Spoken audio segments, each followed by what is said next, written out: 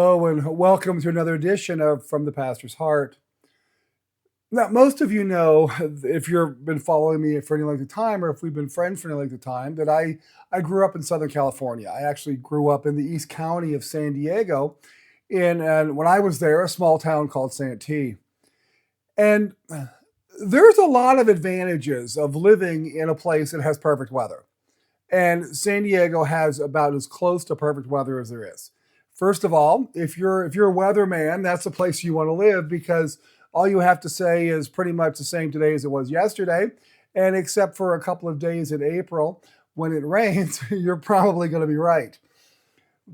But as great as that was, I mean, as being able to go out in March and in February, and I can remember when I was a kid, and I couldn't go swimming because it was February. It was 110 degrees outside, but my mother said I couldn't go swimming because it was February, and I still to this day have no idea what that meant.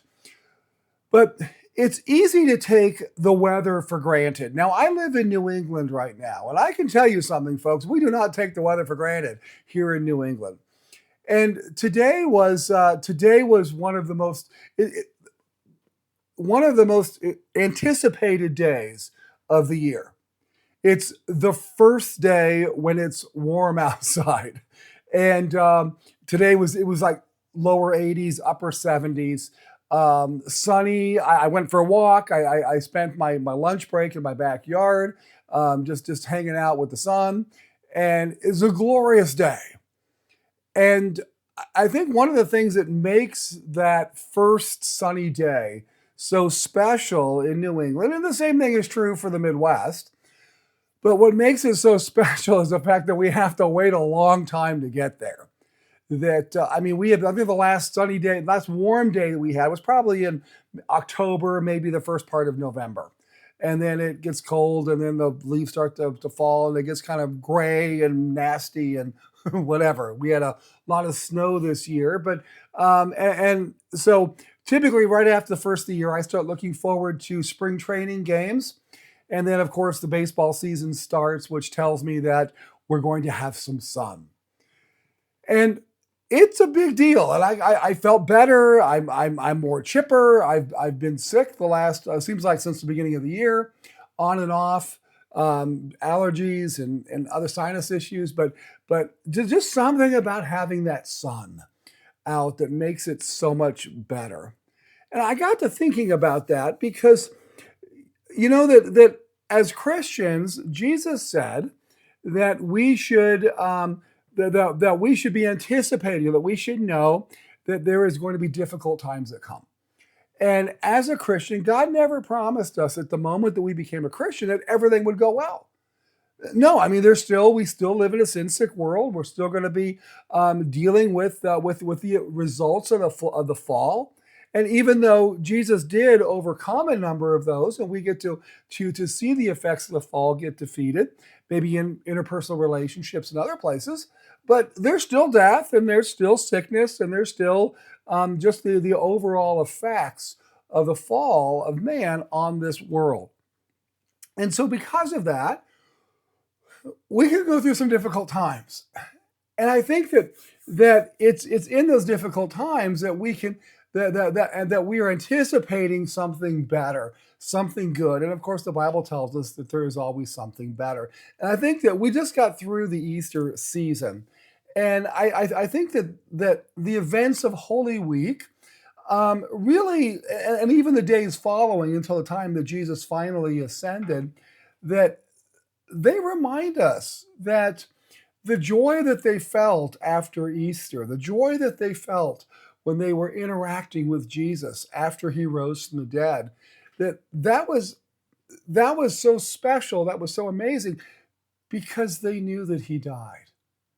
Now, folks, that Thursday night when Jesus was arrested, the Friday when he was on trial and he hung on the cross.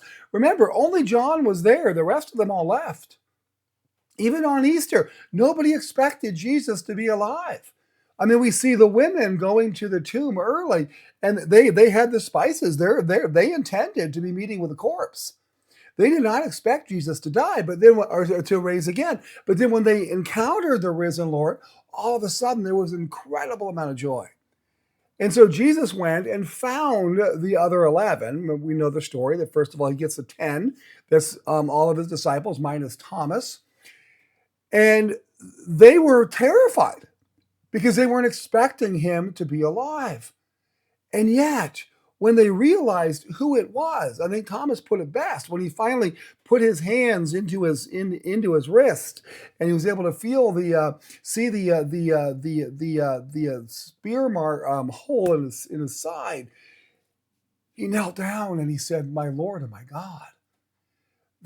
And from that there was an incredible amount of joy. And so one of the things that's been amazing to me is that throughout history, that the church and believers have experienced two very, very different experiences, life experiences.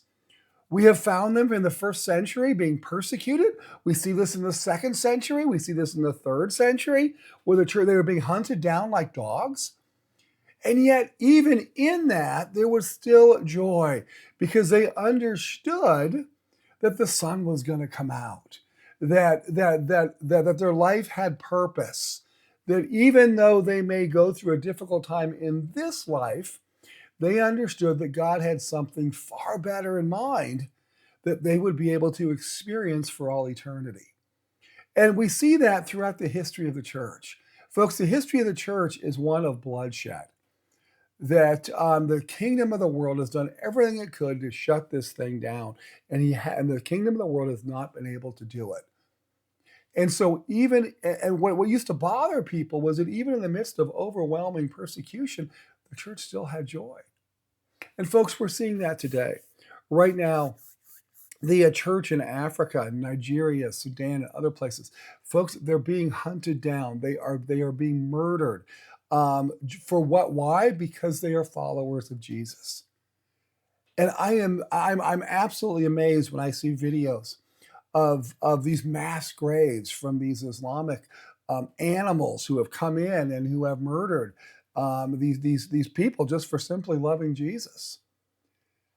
And yet, in that, they still have joy because they understand that in the bad times, that God will always bring about the good times as well. Now, it may not be on this planet, but the ultimate place for a believer is in the presence of God for all eternity, where the Bible says that God will personally wipe away every tear.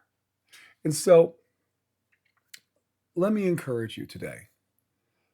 It is reasonable for me to assume that there is a fairly significant percentage of people who's watching this video right now who may be going through some very, very difficult times. Could be health-wise, could be relational, could be work, could be anything. Going through a difficult time, and you're wondering why. Let me encourage you that we have hope. The sun will come out. And that, again, whether it's on this planet or not, that I don't know. But God will see us through.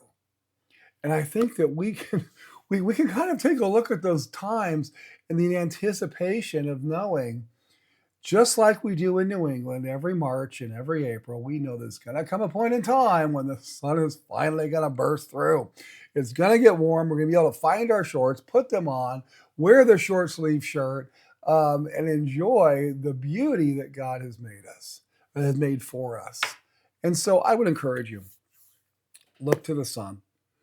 Understand that what we're going through right now in the scope of eternity is not that big. Doesn't mean it's not important. Doesn't mean it's not something that can wear us down. But if we keep our eyes focused, and the author of Hebrews, right after he finishes the Hall of Faith, and he ends with this with people who never. I mean, first of all, the folks in the Hall of Faith, they were looking forward to what we look back on. But he finishes this by people who were like Sodom too, and who went through all kinds of horrible things. And then he starts in chapter 12, and in there he tells us that as believers right now, as we are looking, and I think this is the key to living in the difficult times, is to keep our eyes focused, keep our eyes on Jesus, the author and the perfecter of our faith, who for the joy set before him endured the cross, despising its shame, knowing that he is now risen, sitting at the right hand of the Father, making intercession for us. And so that we know there's always, always a day of sunshine, a day when the sorrow is gone.